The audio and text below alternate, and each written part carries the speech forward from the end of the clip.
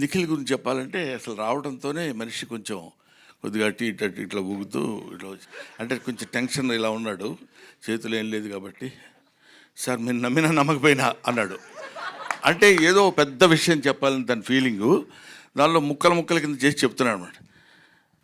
Sir మీరు నమ్మినా నమ్మకపోయినా మీ మీద మీ పేరు పెట్టి మీ మీద ఒక స్టోరీ రాసుకున్నానండి అని చెప్పాలనుకుంటాడు. ఇది ఆ మ్యాటర్ నాకు తర్వాత మనకి ఎప్పుడో కానీ అర్థం అవ్వదు. సార్ మేము నమ్మినా నమ్మకపోయినా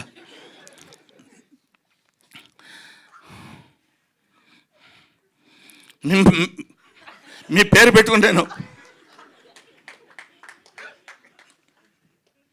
అంటున్నాడు. అంటే కొంచెం మనం ఫిలప్ చేసుకోవాలి వాయిస్లు.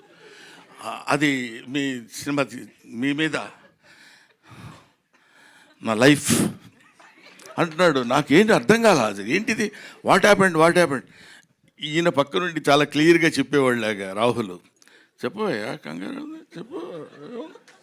చెప్పు అంటున్నాడు. కానీ ఇది చెప్పొచ్చుగా.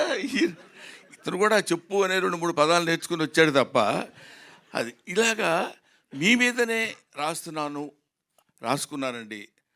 నా డ్రీమ్ మీతో ఒక షాట్ అయినా యాడ్ మీ దగ్గర మిమ్మల్ని డైరెక్ట్ చేయాలని కోరుకుండేది. ఫుల్ లెంత్ మీరు ఒప్పుకుంటేనే ఈ సినిమా, లేకపోతే లేదండి అన్నారు.